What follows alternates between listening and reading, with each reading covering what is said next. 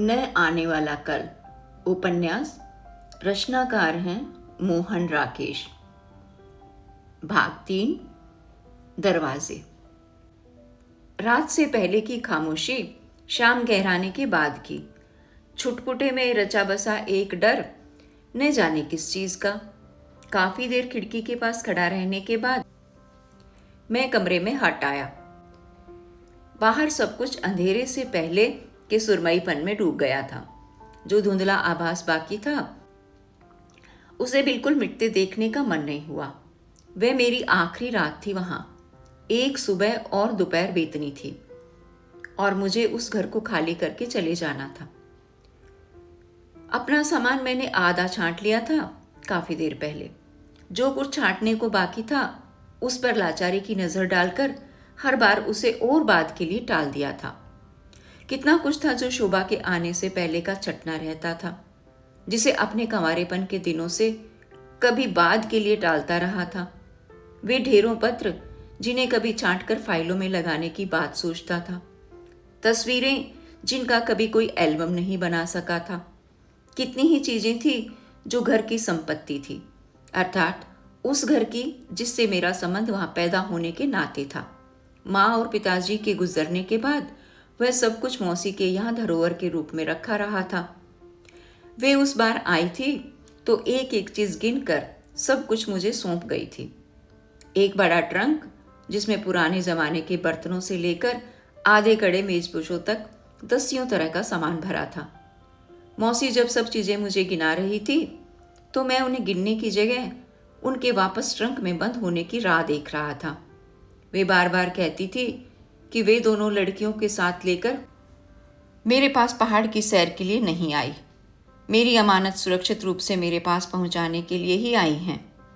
मुझे कुछ हद तक इस पर विश्वास भी था, क्योंकि अपना पुराना मकान बेच देने के बाद उनके पास फालतू चीजें रखने के लिए जगह नहीं रही थी।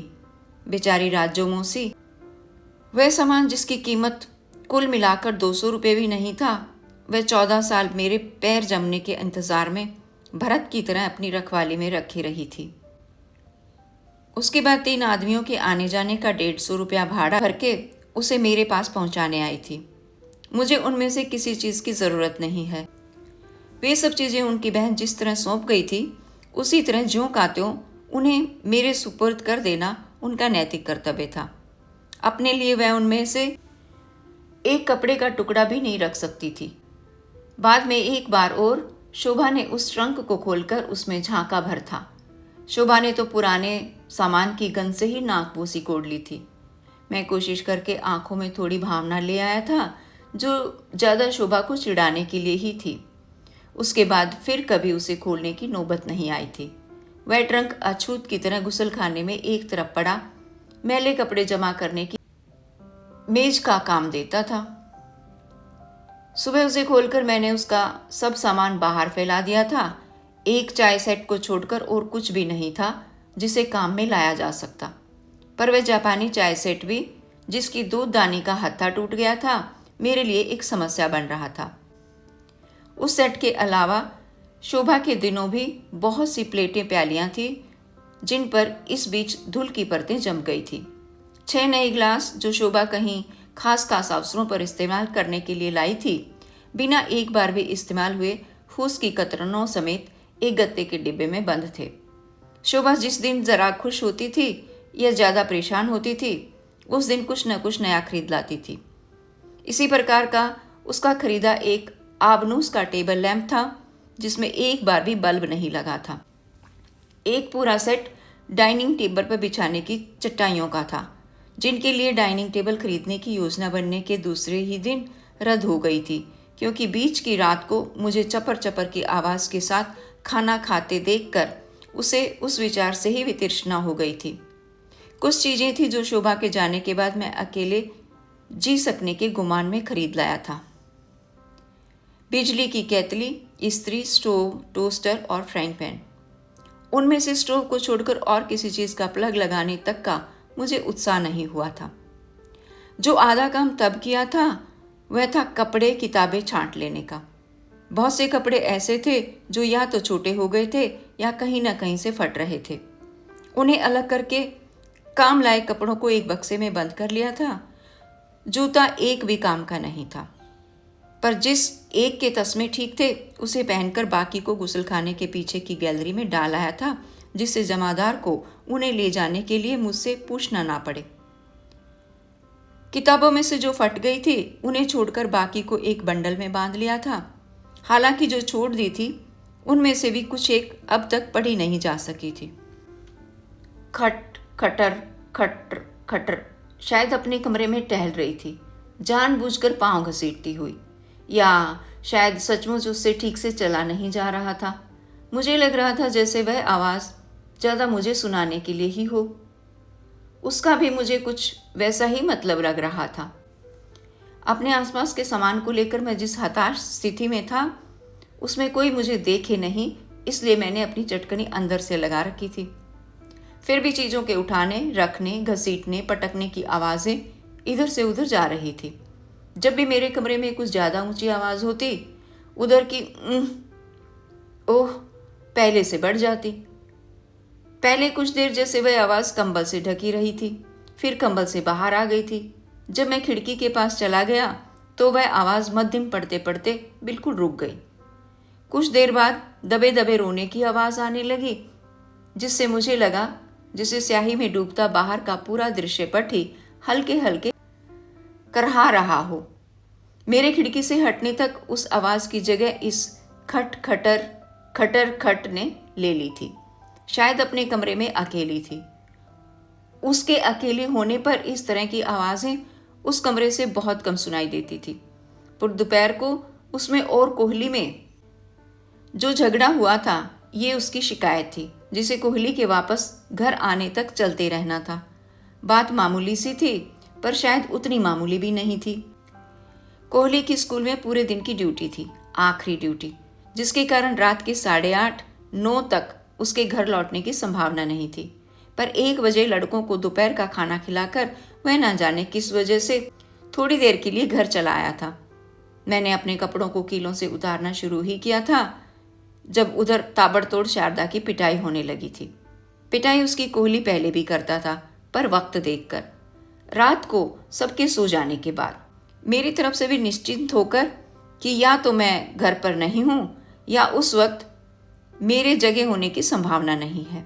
हाथ भी इतने जोर से नहीं लगाता था कि वह चीख कर आस पड़ोस को जगा दे। फिर भी गिरधारी लाल की बीवी को इसका पता चल ही जाता था और वह हैरानी से मुझसे पूछती थी, आप साथ के कमरे में सोते हैं, आपको पता नहीं चलता? मुझे अगर पता चलता भी था तो मैं ये जानकारी अपने तक पहुंचाने का श्रेय उसी को दे देता था। इससे अपनी नज़र में उसका महत्व काफ़ी बढ़ जाता था, जिससे वह मेरी ज़्यादा कदर करती थी। पर कोहली से हम में से कोई भी इस विषय में बात नहीं करता था। हमें पता था कि शारदा के आने के बाद से उसकी ज़िंदगी का हिसाब कई तरह से गड़बड़ाया रहता है, और तो और बेचारे की उम्र तक का हिसाब और कुछ ठीक नहीं रहा था। मैट्रिकुलेशन सर्टिफिकेट के हिसाब से उसकी उम्र 43 साल की थी, पर अब वह शारदा की उम्र 19 साल बताकर उसका अपना फ़र्क 14 साल का बताता था। बीच के 10 साल क्या हुए ये पूछकर उसका मन खराब करना ठीक नहीं लगता था। यूं शारदा की शक्ल भी ऐसी ही थी कि उसकी उम्र का सही अंदाज़ा नहीं होता था। वह 19 की भी हो सकती थी और 29 की भी। बहरहाल 29 और 43 के बीच कहीं 10 साल का घपला था। इसके अलावा भी कई तरह का घपला था। कोहली के पुराने सूट नए सिरे से कटने और रंगने के बाद बहुत जल्दी यहाँ वहाँ से चिंदी होने लगे थे। फिर भी शुरू के दिनों में कोहली ने शारदा को बहुत संभाला था। खाना बनाने के लिए घर में नौकर रख लिया था और शारदा को नई साड़ी पहनाकर रोज शाम को साथ घुमाने ले जाता था। हालांकि शारदा सड़क पर उससे हटकर चलना ही पसंद करती थी। रात को भी कोहली देर देर तक उसकी वजह से जगा रहता था, क्योंकि शारदा को बत्ती बुझी रहने पर अंधेरे से डर लगता था और जली रहने पर नींद नहीं आती थी। वह रात को कितनी कितनी बार उठकर गुसलखाने में जाती थी, जिसके लिए हर बार कोहली को खुद उठकर बत्ती जलानी पड़ती थी। अंधेरे में शारदा पलंग से नीचे पांव तक नहीं रख पाती थी। उसे लगता था कि कमरे में कोई चल फिर रहा है जो उसके पलंग से उतरते ही उसे दबोच लेगा। बत्ती जल जाने पर वह आदमी न जाने कहाँ जा छिपता था। पर अंधेरे में न सिर्फ शारदा को उसके पैरों की आवाज़ सुनाई देती थी, वह उसे चलते फिरते देख भी सकती थी। कोहली के ये समझाने का कुछ असर नहीं होता था कि कमरे की चटकनी अंदर से बंद है, इसलिए कोई बाहर से वहां नहीं आ सकता। शारदा फिर भी कहती रहती थी, मैंने उसे अभी अपनी आंखों से देखा है। गले में लाल रंग की कमीज थी और नीचे काले रंग की पैंट। बत्ती जलने से पहले वह वहां दरवाजे के पास खड़ा था। धीरे धीरे कोहली ने बहस करना छोड़ दिया था। रात को अध जगह रहने से उन दिनों उसे क्लास में नींद आने लगती थी। लोग मजाक करते थे, क्या बात है कोहली, नई शादी की है, इसका मतलब ये तो नहीं कि रात रात भर सो नहीं। अगर इतना ही प्यार है तो महीने 2 महीने की छुट्टी लेकर उसे कहीं बाहर ले जाओ। इस पर कोहली के चेहरे के 2 रंग हो जाते थे।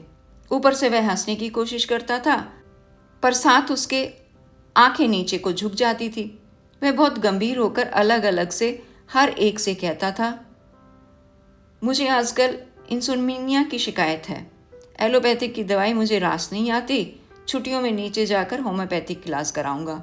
पर इस बात को लेकर दूसरी तरह से टिप्पणियां होने लगी थी।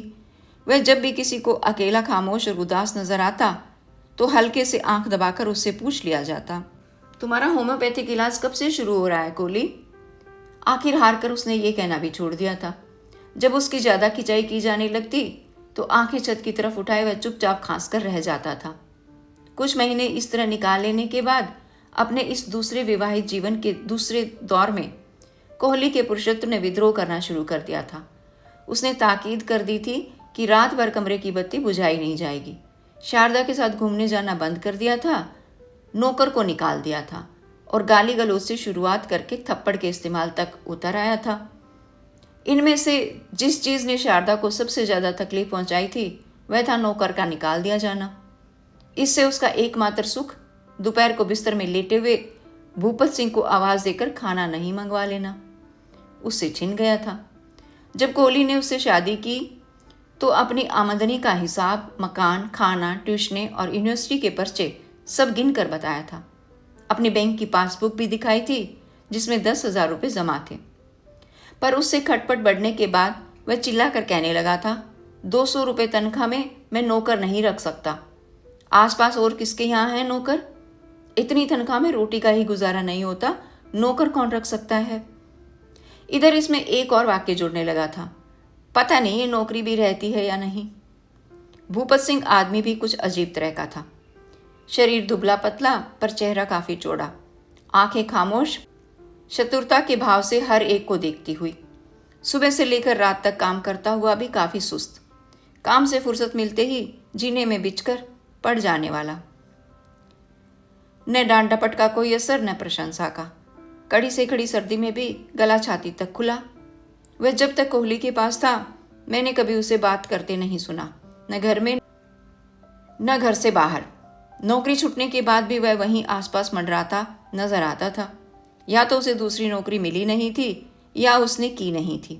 कोहली को वह सड़क पर कहीं खड़ा मिल जाता तो कोहली की भौहें तन जाती। भूपत सिंह कोहली को देखकर भी न देखता, आसपास की झाड़ियों टहनियों में आंखें उलझाए रहता।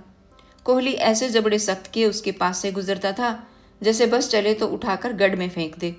पर भूपत सिंह चाहे गला उघाड़े ही इसलिए रहता था कि दूसरों को उसकी सख्त हड्डी का अंदाजा हो जाए। कोहली उसे देखकर बिना मुंह खोले बड़बड़ाता पास से निकल जाता था। उस दिन दोपहर की लड़ाई भूपत सिंह की वजह से ही हुई थी। कोहली को घर आने पर वह अपने कमरे में बैठा दिखाई दे गया था। गनीमत थी कि शारदा उस वक्त गुसलखाने में थी और कोहली को एक आध सवाल पूछने के बाद चुपचाप उसे बाहर कर देने का मौका मिल गया था। भूपत सिंह फिर से अपने को उस नौकरी पर बहाल कराने आया था ताकि छुट्टियों में उनके साथ नीचे जा सके। उसने कहा भी कि 10 रुपये कम तनख्वाह पर बीबी जी ने उसे रखने की हामी भर दी है। पर कोहली ने सीधे उसे जीने का रास्ता दिखा दिया। भूपत सिंह के जाने के बाद शारदा बहुत देर तक गुसलखाने से नहीं निकली। अब निकली तो कोहली उस पर गरजने के लिए तैयार बैठा था। ये आदमी क्या कर रहा था यहाँ से शुरू करके 15-20 मिनट में ही उसने वह तमाशा खड़ा कर दिया कि नीचे से रत्ना को बीच बचाव के लिए आना पड़ा। कोहली को ड्यूटी के लिए वापस स्कूल जाना ना होता तो शायद बखेड़ा ज्यादा देर चलता। रत्ना ने किसी तरह उसे जीने से नीचे तक पहुंचा दिया जहां से गिरधारी लाल उसे संभाल कर साथ ले गया। खट खटर खटर खट। उधर से शारदा फर्श को काट रही थी, इधर से मैं। पलंगों को एक तरफ घसीटकर सब चीज़ों को कमरे के बीचों बीच लाकर पटकता हुआ। दोनों तरफ के दरवाजे बंद रहने पर भी जैसे हम लोगों में एक तरह की बातचीत चल रही थी। वह अपनी खटर खटर से मेरा ध्यान अपनी तरफ दिलाना चाहती थी और मैं अपनी धम धपक से उस पर प्रकट करना चाहता था कि अपनी ही उलझन इतनी है कि मेरे पास और किसी के लिए समय नहीं है। सब चीज़ों को एक जगह जमा कर लेने का खप्त मुझे क्यों सवार हुआ था कह नहीं सकता। उससे चीज़ें व्यवस्थित होने की जगह और भी उलझती जा रही थी। जगह इतनी नहीं थी कि उन्हें अलग अलग हिस्सों में बांट कर रखा जा सकता। जहाँ पहले वह 10 अलग अलग समस्याओं की शक्लों में थी, वहाँ अब एक बड़ी सी समस्या का रूप धारण कर रही थी। फिर भी जो जो अंबार बड़ा हो रहा था, मुझे लग रहा था जैसे कोई चीज़ मेरे लिए आसान होती जा रही हो। मुझे अगर उन सब चीज़ों से अपने को मुक्त करना था तो अब एक ही झटके में कर सकता था। बरामदे से कमरे और कमरे से गुसलखाने में जाते हुए 10 बार सोचने की ज़रूरत नहीं थी कि किस चीज़ का क्या करना चाहिए। अल्मोनियम के उन फूलदानों को जो शोभा ने शादी से 4-5 दिन पहले मुझे खरीद कर दिए थे और जिनकी बाद में हम दोनों में से किसी को याद नहीं रही थी, उस जेर में रखते हुए मैंने साथ के कमरे की चटकनी खुलने और खड़ाओं की खटर खटर के अपने दरवाजे तक आने की आवाज़ सुनी। कुछ तरफ दोनों तरफ प्रतीक्षा की खामोशी रही। फिर शारदा ने हल्के से दरवाज़ा खटखटा दिया। मैंने मुंह और आंखें सिकुड़कर अपनी झुंझलाहट को थोड़ा कम किया और दरवाज़ा खोल दिया। शारदा बहुत बिखरे ढंग से बाहर खड़ी थी, साड़ी पेटीकोट से 3-3 इंच ऊंची, सिर के बाल जैसे धुनकी से धुने गए, ब्लाउज, ब्रेजरी और शरीर तीनों का कसाव अलग अलग। आंखें आक्रोश से भरकर अपने हाल पर रहम खाती हुई। कहिए, मैंने कुछ शिष्टता के साथ कहा, ऐसे जैसे दोपहर की घटना का मुझे बिल्कुल पता ही ना हो। क्या वजह है आप? उसने पल भर सीधे मुझे देखते रहने के बाद एक नज़र अंदर के सामान पर डाली थी। 7:20 नहीं 19, मैंने घड़ी देखते हुए इस तरह कहा जैसे एक आध मिनट के फर्क पर किसी चीज़ का बनना बिगड़ना निर्भर हो। इनकी ड्यूटी कितने बजे तक रहेगी? 8 बजे तक, लेकिन लौटने में 8:30 9 बज सकते हैं। वह पल भर रुकी रही, शायद कुछ और कहना या पूछना चाहती थी, पर मेरे ठंडे लहजे को देखकर वह बात जबान पर नहीं ला पाई। आहिस्ता से आंखें झपकाकर अपने कमरे की तरफ मुड़ गई। मैंने इस बार दरवाज़ा भिड़ाकर चटकनी नहीं लगाई। अपने सामान के पास आकर इस तरह खड़ा हो गया जैसे वह सब भी शारदा के अस्त व्यस्त व्यक्तित्व जैसा ही कुछ हो, जिससे शिष्टापूर्वक 2 शब्द कहकर अपने को उससे अलग किया जा सकता हो। आधा पौना घंटा और उसी तरह बीत गया, उन सब चीज़ों से अलग हटकर उनके बारे में सोचते हुए। क्या ये उचित था कि उन्हें वहीं बैरों चपरासियों में बांट दिया जाए, या किसी बड़े बक्से में जितना सामान आ सके उसे पार्सल से शोभा के पास भेज देना ज़्यादा ठीक था?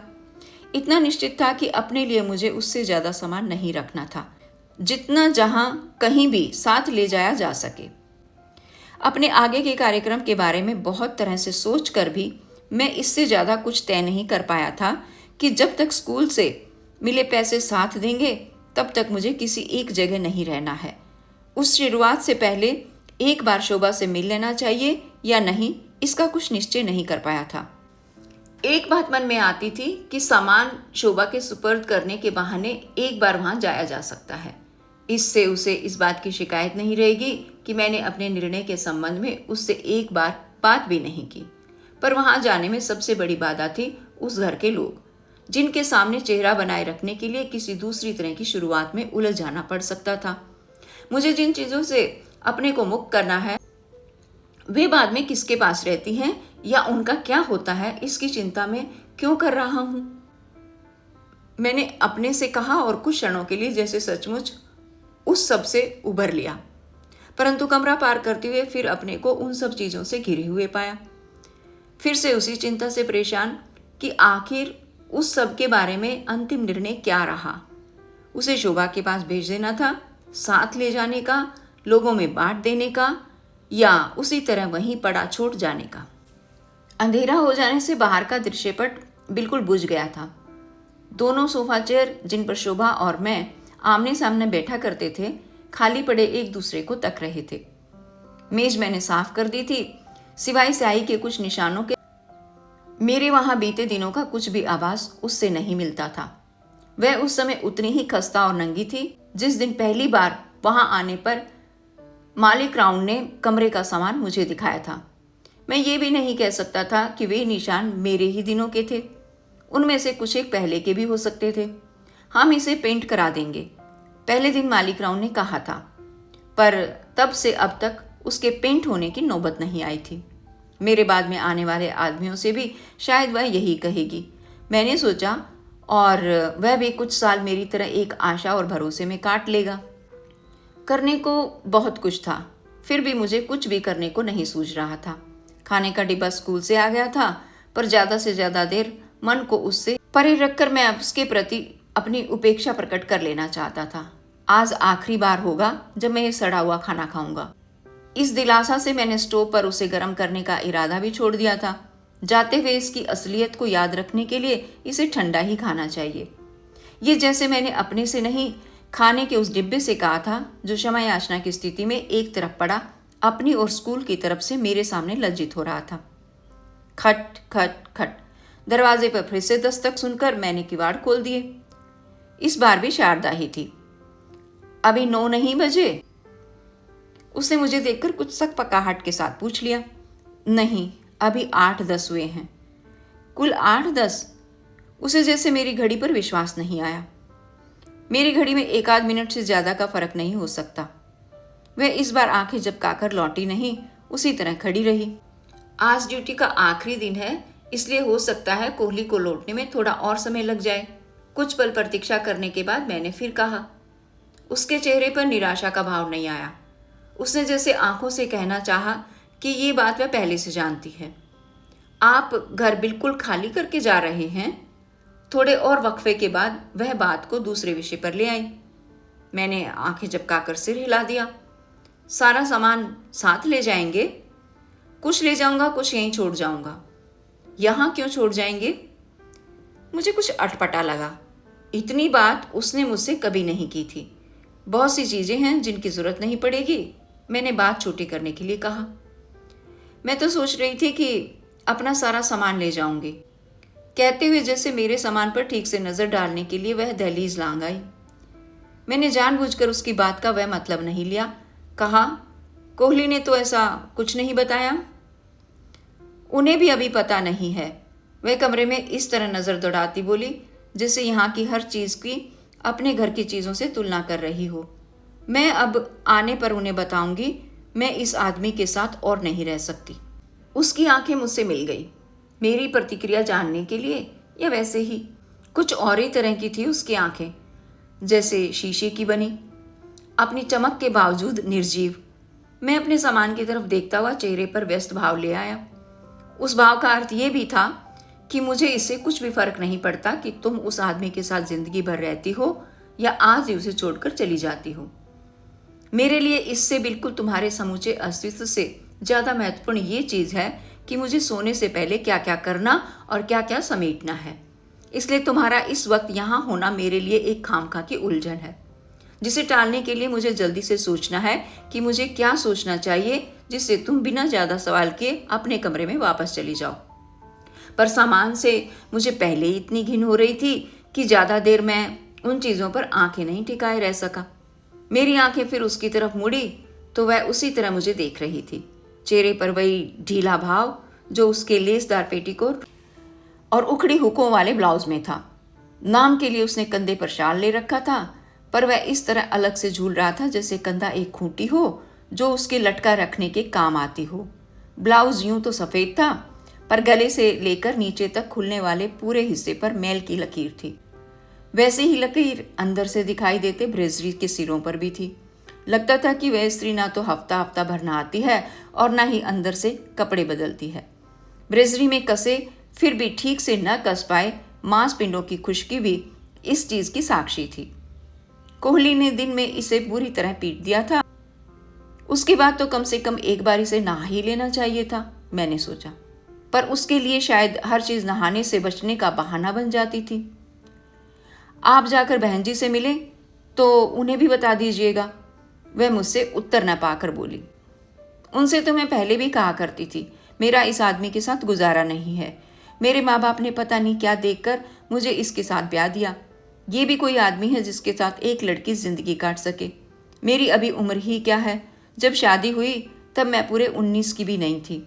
मेरे माँ बाप ने इतने दिन दौड़ धूप करके मेरे लिए ढूंढा भी तो ये आदमी। मुझे उस पर तरस आता है कि अब नए सिरे से उन्हें मेरे लिए सब कुछ करना पड़ेगा। बेचारों ने पहले ही गरीबी में मुश्किल से ब्याह का खर्च उठाया था, अब दूसरी बार पता नहीं कहाँ से जुगाड़ करेंगे। पर मैंने सोच लिया है, मुझे चाहे सारी उम्र कुमारी रहना पड़े, मैं इस आदमी के साथ और एक दिन भी नहीं रहूंगी। इसलिए अपना सामान साथ ले जा रही हूँ। बिल्कुल नया सामान है सारा। यहाँ इसके पास मैं किस लिए छोड़ जाऊं? मुझे तो फिर भी कोई ना कोई मिल ही जाएगा। इसे कोई मेहरी चमारी भी नहीं मिलने की घर बसाने को। घर उसका बस सकता है जो और कुछ ना हो, आदमी तो हो। ये तो आदमी ही नहीं है, इसका घर क्या बसेगा? वह बात करती हुई अपने गले की हड्डी को सहला रही थी।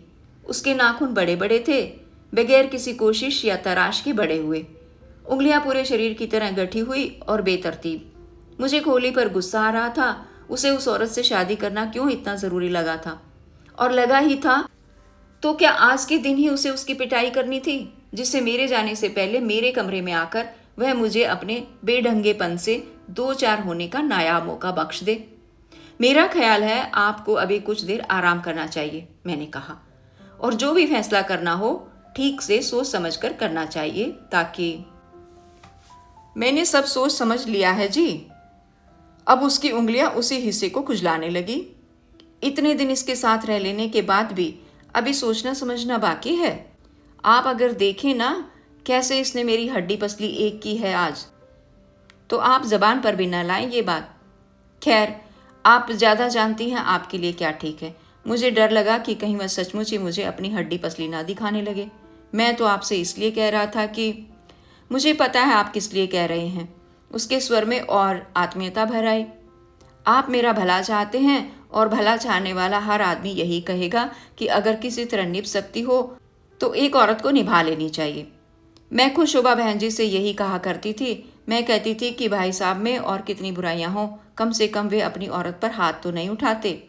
एक औरत और सब कुछ कह सकती है जी, पर मार खाना कभी बर्दाश्त नहीं कर सकती। आजकल कोई ज़माना है मार खाने का? हम आजकल की औरतें हैं, उस जमाने की नहीं जब मर्द लोग चादर डालकर उन्हें पीट लिया करते थे। उस जमाने में तो किसी औरत की दूसरी शादी हो ही नहीं सकती थी, पर आजकल तो औरत भी चाहे तो दूसरी शादी कर सकती है। सरकार ने इसके लिए कानून ऐसे ही नहीं बनाया। शोभा बहन जी की मैं इस बात के लिए तारीफ करती थी। उन्होंने बिल्कुल नए जमाने की बनकर दिखा दिया था। मैं इस आदमी से इतनी बार कह चुकी हूँ कि शोभा बहन जी को देखो और आज के ज़माने को समझो, ये पहले वाला ज़माना नहीं है। मैं नहीं सोच पा रहा था कि घिसी चप्पल, फटे पैरों और स्याह टखनों वाली उस आजकल के ज़माने की औरत को उसके पति के लौटने से पहले उसके कमरे में वापस भेजने के लिए मुझे क्या करना चाहिए। मैं इतना रूखा भी नहीं होना चाहता था कि उसका गुबार कोहली की जगह मेरे ऊपर निकलने लगे। वह जिस तरह खड़ी थी उससे लगता था कि तुरंत वापस दहलीज लागने का उसका कोई इरादा नहीं है। वह बात कोहली के और अपने संबंध को लेकर कर रही थी, पर नज़र उसकी मेरे साथ साथ कमरे के फर्श पर बिखरी एक एक चीज़ का जायजा ले रही थी। वे शायद मन में उन चीज़ों की कीमतों का अंदाज़ा लगा रही थी और सोच रही थी कि अगर सचमुच में कुछ चीज़ें वहाँ छोड़ जाना चाहता हूँ तो वे चीज़ें कौन सी हो सकती हैं। जिन चीज़ों से उसकी आंखें बार बार टकराती थी वे थी टोस्टर, केतली, इस्त्री और उसी तरह का दूसरा सामान जो उसकी दूसरी शादी के दहेज में काम आ सकता था। चीज़ों से हटकर उसकी आंखें मेरे चेहरे पर आ टिकती थी तो कुछ वैसे ही रुचि उसकी मुझे अपने में नजर आने लगती थी। 8:30 हो गए हैं, मैंने जैसे उसे समय की चेतावनी देते हुए कहा। कोहली अब आता ही होगा, मुझे भी जल्दी से ये काम पूरा करके कुछ देर के लिए बाहर जाना है। कई लोग हैं जिनसे मिलना है। यूं मिलना मुझे किसी से नहीं था, बाहर जाने का भी मेरा कोई इरादा नहीं था। आप बताइए क्या क्या काम है? वह बोली। मैं आपकी कुछ मदद करा देती हूँ। शोभा बहन जो यहाँ होती तो आपको अपने हाथों से कुछ भी ना करना पड़ता, हम दोनों मिलकर सब कर देती। नहीं, मदद से होने का काम नहीं है। मेरी अस्थिरता बढ़ने लगी। सबसे बड़ा काम तो कागजों को छांटने का है, वह सिर्फ मैं ही कर सकता हूँ। काम तो यहाँ कितना ही नजर आ रहा है। वह सामान के गिर्द घूमती बोली। कितनी ही चीजें शोभा बहन जी ने उधर गुसल खाने में भर रखी थी, पता नहीं उनका आपको पता भी है या नहीं। और वह इत्मीनान से चलती गुसल खाने में पहुंच गई। मैंने मन में पहले से ज्यादा कुढ़कर एक सिगरेट सुलगा लिया। यहाँ कितना कुछ बिखरा पड़ा है। गुस्लखाने से उसकी आवाज़ आई, ये संदल सोप की टिकिया आप ऐसे ही फेंक जाएंगे? उसका ढंग आवाज़ देकर उधर बुलाने का था। मुझे कौफ्त हुई। क्यों नहीं मैंने संदल सोप की टिकिया भी उधर से इधर ला रखी। कुछ देर इंतज़ार करने के बाद वह फिर वहीं से बोली, ये आईना भी पड़ा है एक, ये आपका है या स्कूल का है? कुछ सामान उधर पड़ा है, मुझे मालूम है, मैंने धुएं में अपनी झुंझलाहट निकालते हुए कहा। उसे मुझे अभी बाद में देखना है। मैं 2-1 कदम गुस्लखाने की तरफ बढ़ गया, पर दरवाजे से आगे नहीं गया। वह संदल सोप की टिकिया हाथ में लिए आईने में अपने को देख रही थी, संतुष्ट होकर कि आईने में उसका रूप वैसा ही नजर आता है जैसा कि आना चाहिए। उसने एक उड़ती नजर मुझ पर डाली, एक पुरुष की साहसहीनता का उपहास उड़ाती स्त्री की नजर। फिर बाहर को आती बोली, कितनी कीमती कीमती चीजें फेंक रखी हैं आपने इधर उधर। घर की चीजों की कदर दरअसल औरतों को ही होती है, मर्दों को तो किसी चीज की कदर होती ही नहीं। और वह दोनों चीजें मेरी तरफ बढ़ाती मुस्कुरा दी। इन्हें कहाँ रख दूं? यहीं कहीं रख दीजिए, मैंने कहा। या अगर उधर काम में आ सकती हूं तो? ना बाबा, वैसे जैसे अपराध से बचने के लिए सिर हिलाती बोली, मैं किसी की कोई चीज नहीं लेती। शुभा बहन जी को पता चले तो मन में क्या सोचेंगी? उन्हें पता चले तभी तो वे सोचेंगी। वह फिर मुस्कुरा दी। आप क्या उन्हें बताएंगे नहीं? वे पूछेंगी नहीं आपसे कि फलां चीज कहाँ गई या आपने किसे दे दी? वह जाने दांतों पर मिस्सी मलती थी या क्या। उसके दांतों की दरारें काली हो रही थी। दांतों के अंदर से जबान की नोक मुस्कुराने पर बाहर झांक जाती थी। काम में आती हूं तो सचमुच रख लीजिए, मैंने कहा। यहाँ बहुत सी चीजें ऐसी हैं जो। ना बाबा, वह फिर उसी तरह बोली। शोभा बहन जी से तो मैं मांग कर ले भी सकती थी, पर उनके पीछे से उनकी कोई चीज मुझे नहीं लेनी है। कल को आप लोग कभी घूमने के लिए ही यहाँ आए और शोभा बहन जी देखें कि उनकी कोई चीज मेरे पास पड़ी है तो वे मन में ना जाने इसका क्या मतलब निकाल लेंगी। और अपनी मुस्कुराहट को होठों में ही दबाए उसने कहा, अच्छा आप लोग कभी मिलने के लिए तो आया करेंगे ना? पर इससे पहले कि मैं जवाब देता, जीने पर कोहली के पैरों की आवाज सुनाई दे गई। वह इससे थोड़ा सकपका गई। साथ उसे ध्यान हुआ आया कि कुछ देर पहले वह हमेशा के लिए उस घर से जाने की बात कर रही थी। शोभा बहन जी से मेरी नमस्ते कह दीजिएगा। वह जल्दी से दोनों चीजें रखकर बाहर निकलती बोली, पता नहीं फिर कभी उनसे मुलाकात होगी या नहीं। मैं पता नहीं इसके बाद कहाँ रहूं। आप लोग कहाँ रहे, मेरी नमस्ते जरूर कह दीजिएगा। कोहली ऊपर पहुंच गया था। वह उसके सामने से निकलकर अपने कमरे में पहुंच गई। कोहली ने एक हारी सी नजर मुझ पर डालकर उसे अंदर जाते देख और गंदले पानी में चुपचाप गोता लगा जाने की तरह उसके पीछे जाकर अंदर से चटकनी लगा ली। मैंने भी वही किया, उसी तरह अपने कमरे की चटकनी लगा ली। सोचा अच्छा है कोहली ने मुझसे बात नहीं की, नहीं तो मैं खामखा उसके सामने कुछ अव्यवस्थित महसूस करता और वह भी शायद कुछ ज्यादा ही शक अपने मन में लेकर जाता। कुछ देर मैंने सुनने की कोशिश की कि शायद उधर फिर से उनका लड़ाई झगड़ा शुरू हो, पर वहां ऐसी खामोशी छाई थी जैसे उन दोनों ने अंदर जाते ही अपनी अपनी जगह सांस रोककर बैठे रहने का समझौता कर लिया हो। अगर मैंने अपनी आंखों से उन्हें अंदर जाते न देखा होता तो मुझे लगता कि उस पोर्शन में उस समय कोई है ही नहीं। इससे अपने फर्श पर चलते हुए मुझे अपने पैरों की आवाज़ कुछ ज़्यादा ही ऊंची बल्कि कुछ हद तक डरावनी महसूस होने लगी। मैं कोशिश करके हल्के पैरों चलता बरामदे में आ गया। मेरा सिगरेट बिना पिए झड़ कर उंगलियां जलाने को आ रहा था। उसे फर्श पर गिराकर मैंने पैर से मसल दिया। मन को फिर एक बार तैयार करना चाहा कि बिखरे सामान का कुछ कर सकूं, पर हाथों में उसके लिए उत्साह नहीं ला सका। वह सब सामने होते हुए भी जैसे मेरे लिए एक ऐसा अतीत था जिसे समेटने का तरद्दुद मुझसे नहीं बन पड़ रहा था। मन कह रहा था कि यदि किसी तरह उस सब को समेट भी लिया जाए तो क्या उसे साथ ढोने का उत्साह मैं अपने में ला पाऊंगा? सिर्फ एक रात बीच में है, मैंने सोचा। तभी तक इन सब चीजों से किसी न किसी रूप में जुड़े होने की मजबूरी है। कल एक बार यहाँ से निकल जाने के बाद इनके संबंध में सोचने की मजबूरी भी नहीं रहेगी। मुझे तब तक कुछ करना है तो यही कि बीच का समय किसी तरह निकाल देना है। मैंने बरामदे में आकर कुर्सियों को एक तरफ घसीट दिया ताकि वहां पलंग बिछाने की जगह हो जाए। कमरे में पलंग बिछाने के लिए उन सब चीजों को नए सिरे से इधर उधर हटाना पड़ता।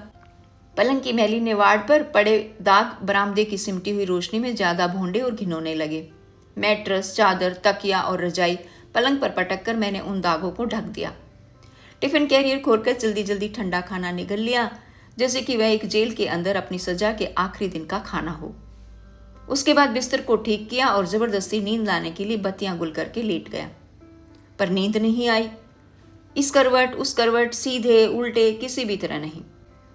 लग रहा था कि जैसे वह अतीत, जिसे पीछे कमरे में छोड़कर मैंने बीच का दरवाजा बंद कर लिया है, वह मेरी ही तरह उस तरफ करवटें बदल रहा हो, बार बार मुझे एहसास करा रहा हो कि मेरी कोशिश के बावजूद वह मुझसे कटा नहीं।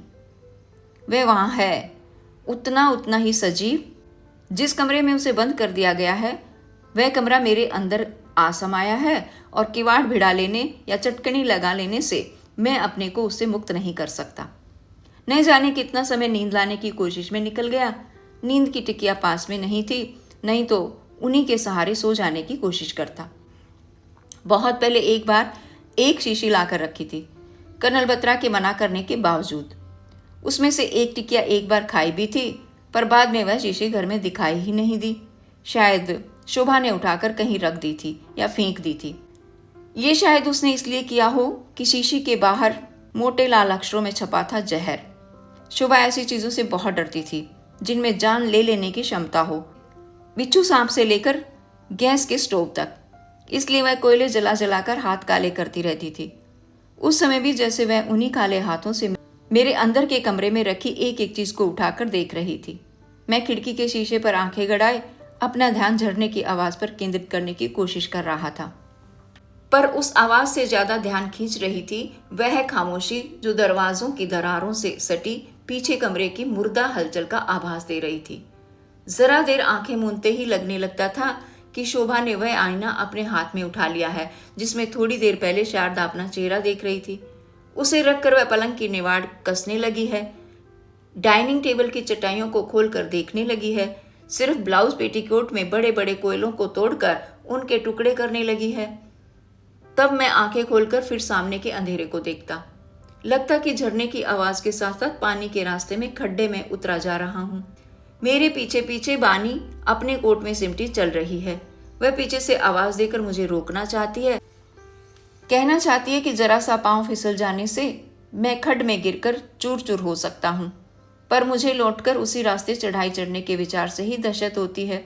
मैं विश्वास किए रहना चाहता हूं कि खड्ड का वह रास्ता ही आगे चलकर सीधी सड़क में बदल जाएगा। फिर सहसा मैं चौंक जाता। कमरे में कोई खटका न होने पर भी लगता जैसे वहां खटका हुआ हो। आभास होने लगता कि गुसलखाने के पीछे की सीढ़ी से शारदा कमरे में चली आई है। कोहली को बाहर रखकर उसने अंदर की चटकनी लगा ली है और कमरे की एक एक चीज को उठाकर देख रही है, परख रही है कि वह उसके किसी काम आ सकती है या नहीं। चीजों को रखते उठाते हुए उसकी आंखें किसी और चीज को भी खोज रही है और उसी खोज में उसने अपनी आंखें दरवाजे की दरार से सटा ली हैं। मैं तब 3-4 तरह से करवट बदलकर उस सब को दिमाग से झटकने की कोशिश करता, अपने सिर को हल्के हल्के तकिए पर पटकता कि क्या किसी भी तरह मुझे नींद आ सकती। 2-3-4 हल्के हल्के सफेद चकते खिड़की के शीशे पर आ जमने से लगा कि बाहर फिर बर्फ गिरने लगी है। शाम तक बर्फ के आसार नहीं थे, इसलिए थोड़ा आश्चर्य भी हुआ। कोशिश करके देखने से हवा में उड़ते हल्के हल्के फाहों की झलक भी दिख गई। चलो जाने से पहले एक बर्फ और देख ली, इस ख्याल में मैंने अपने मन को रुझा लेना चाहा। बर्फ बहुत हल्की थी, फिर भी अंधेरा उन छोटे छोटे रेशों की उड़ान से भरा भरा लग रहा था।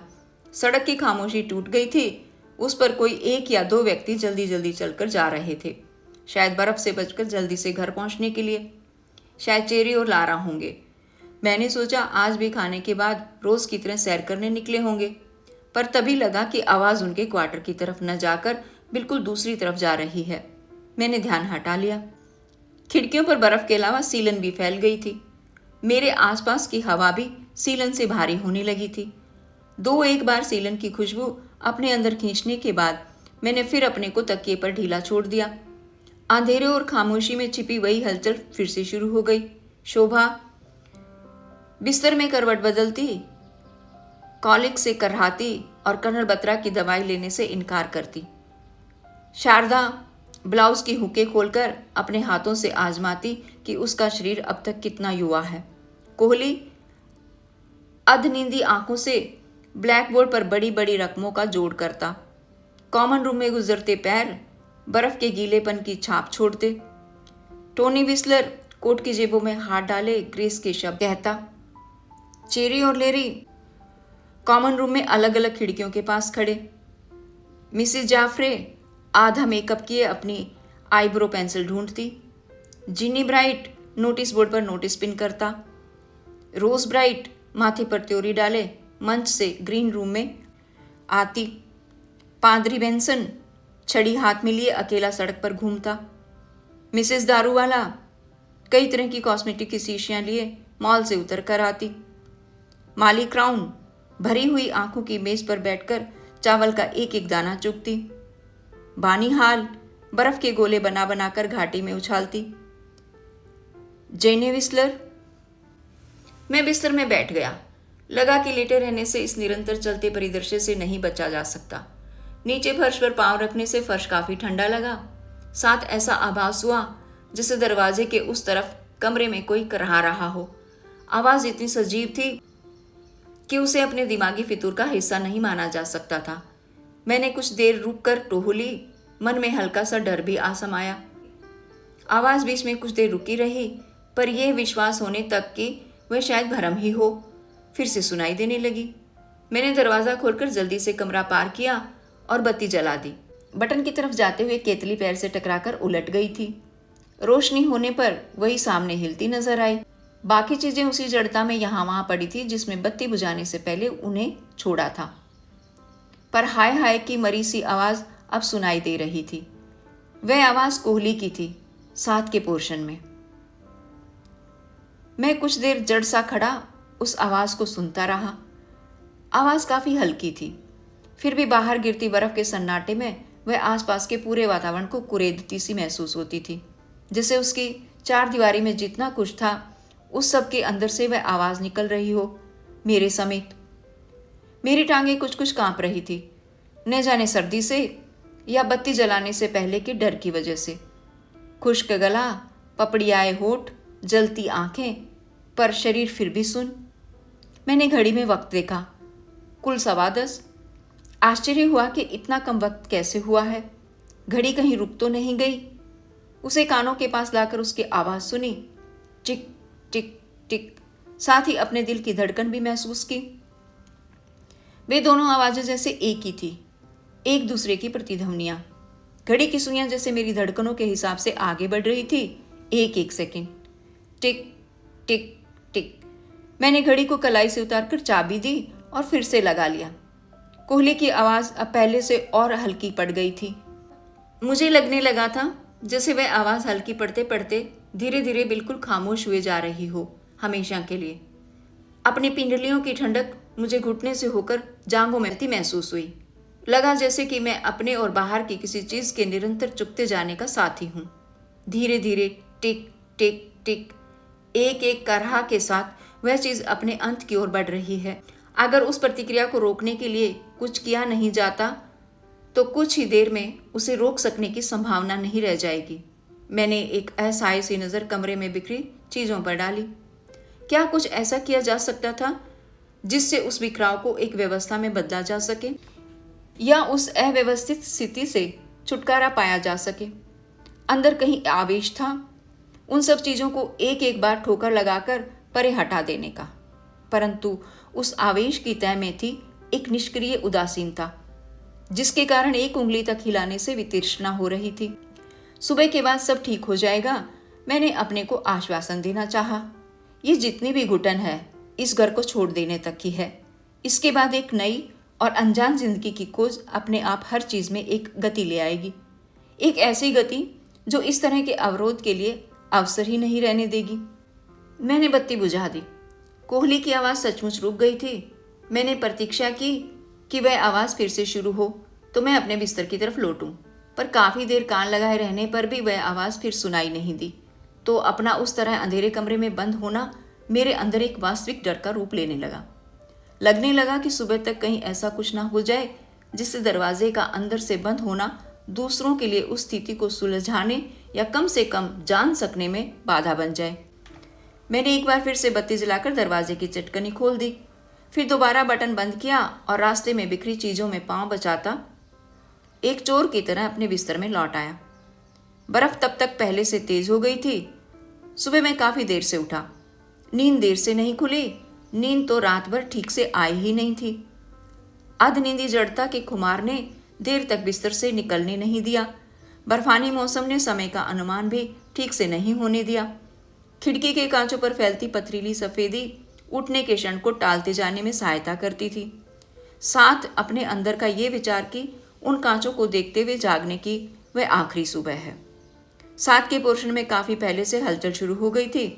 कुर्सियों के घसीटने की आवाजें, शारदा के चलने की खटर खटर और कोहली के नाश्ता करने की त्वाप त्वाप। शारदा और कोहली की बातचीत के टुकड़े सुनाई दे जाते थे। उनसे भी लगता था कि घर के उस पोर्शन में जिंदगी अपनी पहले की सतह पर लौट आई है। दोनों में से ज्यादा बात शारदा ही कर रही थी। वहां से साथ साथ चलने की तैयारी के सिलसिले में कोहली, ठीक है, जैसे ठीक समझती हो कर लो। मैं एक तरह का आत्मसमर्पण भी था और किसी अवांछित घटना से अपने को बचा लेने का संतोष भी। एक तीसरा व्यक्ति जो उन दो के साथ सामान बंधवाने में सहायता कर रहा था, वह था भूपत सिंह। सुबह के साथ शायद उसे फिर से नौकरी पर बहाल कर लिया गया था। ये भाग यहाँ समाप्त करती हूँ। शेष कहानी सुनिए भाग 4 में।